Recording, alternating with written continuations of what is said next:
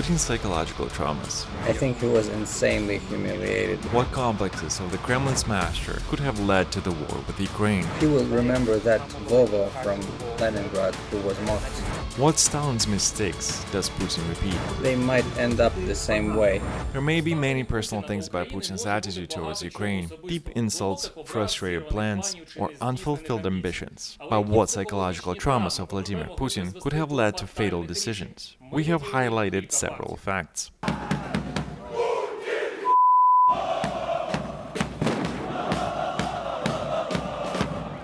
Remember this world-famous chant? So it seems to have been haunting the master of Kremlin for years, until his patience ran out and the Russian media started spreading outright lies. For example, Vladimir Shamalov, a former commander of the airborne forces and now a member of the Russian State Duma, said the Russian special forces had captured 2 Ukrainians, allegedly suspected of torturing the Russian military, Sergei Velichko and Konstantin Nemechev. Although persons involved in this statement denied this information the same day. I want to tell you that we are fine, we are in Kharkiv and ready to defend our land. Velichko and Nemechev, currently combat commanders of Azov Territorial Defense Unit, are also known as members of the Metalist Football Club's fan community. It is Velichko who is credited with the authorship of the slogan about Putin.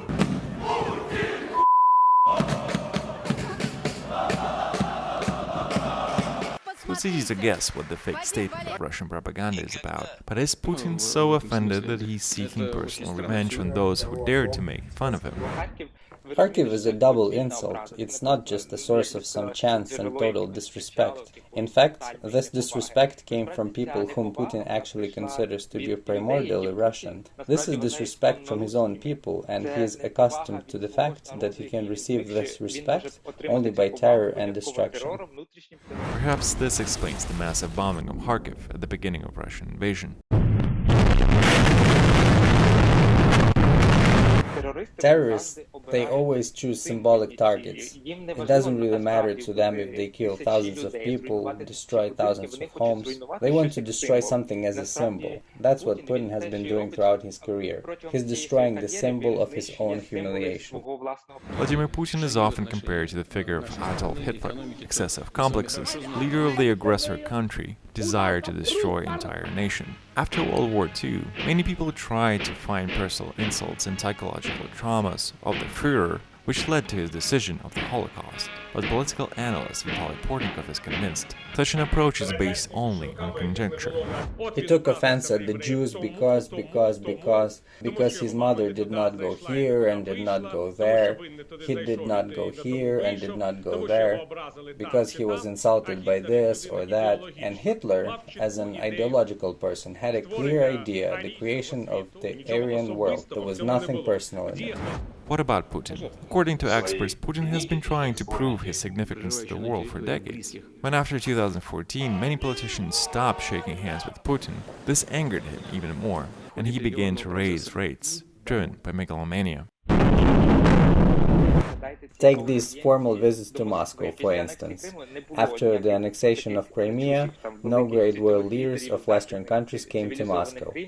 After a huge Russian army appeared near the Ukrainian border, everyone started visiting Putin in Moscow, and he realized that this was the only way he could earn his respect. Could the complexes laid down back in childhood be the reasons for today's fatal decisions?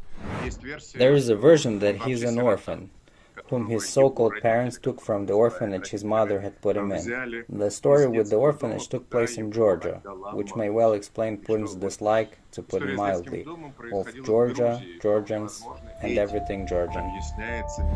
It's hard to call Putin's youth a happy period. Begging in the backyards of St. Petersburg, a judo coach with a criminal past, and a personal and career drama. It is rumored that Putin is almost the only graduate of the Red Banner Institute who has not been certified to work in foreign intelligence.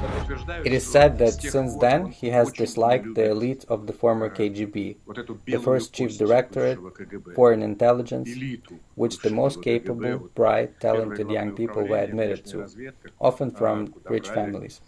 Majority were taken there, and he wasn't. Perhaps this explains Putin's public humiliation of the foreign intelligence chief during a security meeting on the eve of the war, when one of Russia's top officials, Sergei Naryshkin, seem to be guessing the correct answers like a loser.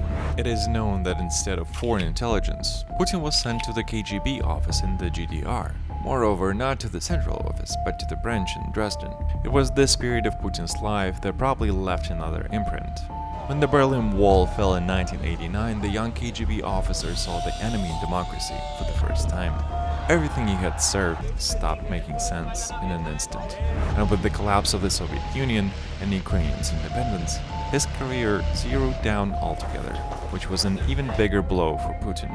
Probably this has been the reason for his fear and hatred of Ukrainians' struggle for its own democracy, first in 2004 and then in 2014. I think that Putin cannot forgive Ukrainians at least for the very first great public humiliation which happened after the Maidan, or more precisely during the Orange Maidan in 2004, when he congratulated Yanukovych on his victory in the elections for the first time, then for the second time. So to speak, he put all his eggs in one basket, and the basket with these eggs just broke. An article entitled "What Should Russia Do with Ukraine?"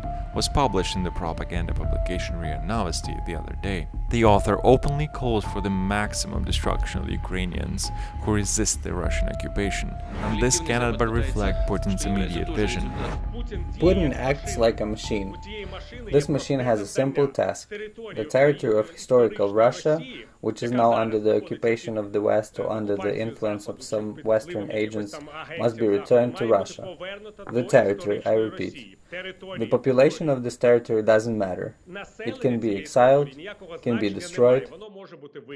In this regard, Putin completely inherits the vision formed by Bolsheviks. If we draw historical analogies, it is more correct to compare Putin to Stalin, not Hitler, according to military historian Andrei Shvachko. Before coming to power, they were both in the shadows. Putin, a pale moth behind the mayor of the St. Petersburg, Anatoly Sobchak; Stalin, an ordinary guy from Georgia, behind Lenin and Trotsky.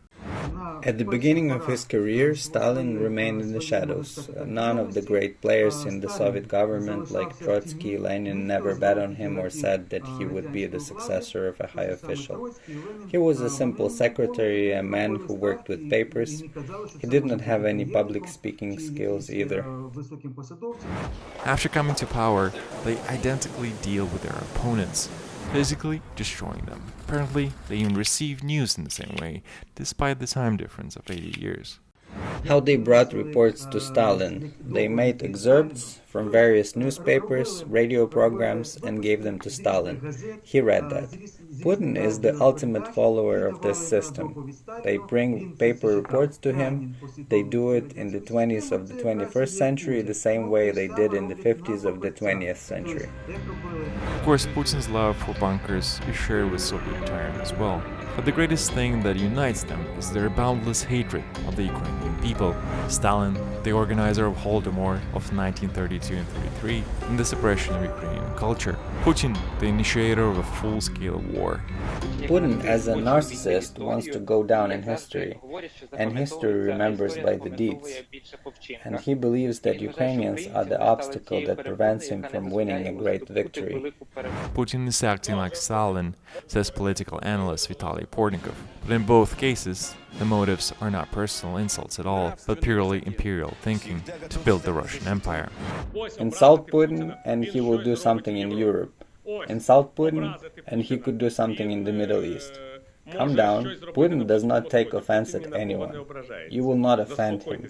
He does not care about anything you say and anything you think. He does not notice you at all. He is accomplishing his tasks. In Putin's case, the historical analogies are quite obvious. He inherited something from Stalin, something from Hitler.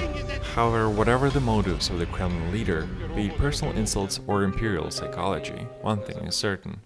Vladimir Putin is a war criminal guilty of mass brutal killings of ordinary Ukrainians, and he will definitely be held accountable for his actions. Artem Kulia, Facts of the Week, ICTV, the United News of Ukraine.